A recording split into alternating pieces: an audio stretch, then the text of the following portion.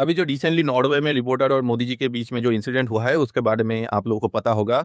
लेकिन मुझे ये प्रोपागेंडा लगता है और इसके पीछे रीजंस है। ये जो इवेंट था ये एक्चुअली एक प्रेस ब्रीफिंग था। प्रेस ब्रीफिंग में दोनों देश के जो लीडर होते हैं वो अपने-अपने कल्चर, अपने आइडियोलॉजी, फिर दोनों देश के बीच में ट्रेड, पॉलिसीज, फ्यूचर रिलेशनशिप कैसा होगा इसके बारे में बात करते हैं। और प्रेस ब्रीफिंग में कोई भी क्वेश्चन नहीं लिया जाता है। इवन इस लड़की ने खुद एक्सेप्ट किया है एक इंटरव्यू में कि उसको पहले से ही पता था कि वहाँ पर कोई भी क्वेश्चन नहीं लिया जाएगा। So, before that, I want to ask whether it was announced beforehand that both the prime ministers will be taking questions, or No, we knew from advance that there would not be any questions. तो फिर उसने सवाल क्यों पूछा? सवाल लिया जाता है प्रेस कॉन्फ्रेंस में और जब प्रेस कॉन्फ्रेंस हुआ वहाँ पर उसने फिर से सेम सवाल पूछा और जब इंडिया ने जवाब देना शुरू किया तो फिर वो वहाँ से उठकर चली गई क्योंकि उसको सिर्फ एक फुटेज चाहिए था जहाँ पर वो सवाल पूछ रही है, बाकी आंसर से उसको कोई मतलब नहीं है। अभी तो आगे सुनो और भी क्या-क्या चीजें हैं। इस लड़की का नाम है हेली लिंग। अगर इसका एक्स अकाउंट देखोगे तो इसका लास्ट पोस्ट था 2024 में और अचानक से 2 साल बाद 2026 में आकर उसने मोदी जी का ये वाला पोस्ट डाला।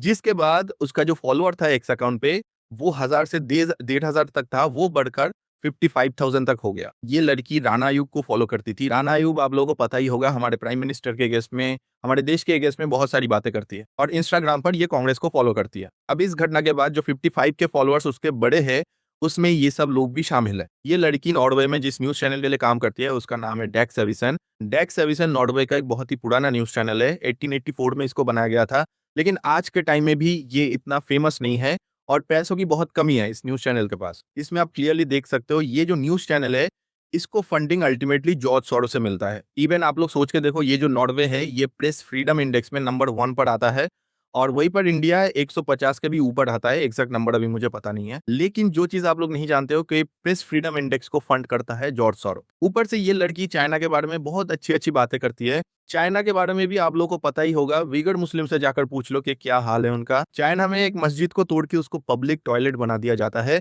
लेकिन उसके बारे में हम लोगों को चाइना के रिपोर्ट से नहीं पता चलता है। हम लोगों को बाकी देशों के न्यूज चैनल, फिर जो इन्फ्लुएंसर्स है उनसे पता चलता है। तो ये तो है प्रेस का हालत चाइना में और उसके बारे में ये अच्छी बातें करती है। तो एक्चुअली एक टूल किट एक्टिवेट हो चुका है। पहले भी ऐसा हुआ है, जब फार्मर प्रोटेस्ट हो रहा था तो एक टूल किट एक्टिवेट हुआ था और वो लीक हो गया था और उसमें जॉर्ज सोरोस का नाम भी सामने आया था, कांग्रेस का नाम भी सामने आया था। देखो ऑब्वियसली हमारे पीएम को टफ सवाल लेने चाहिए, मीडिया के सामने आना चाहिए, देश के लोगों को बताना चाहिए इंडिया का जो करंट सिचुएशन है, जो प्रॉब्लम्स है उसको कैसे सॉल्व किया जाए, लेकिन हम लोग किसी ऐसे से ज्ञान नहीं लेंगे जो कि प्रोपागेंडा फैलाते हैं।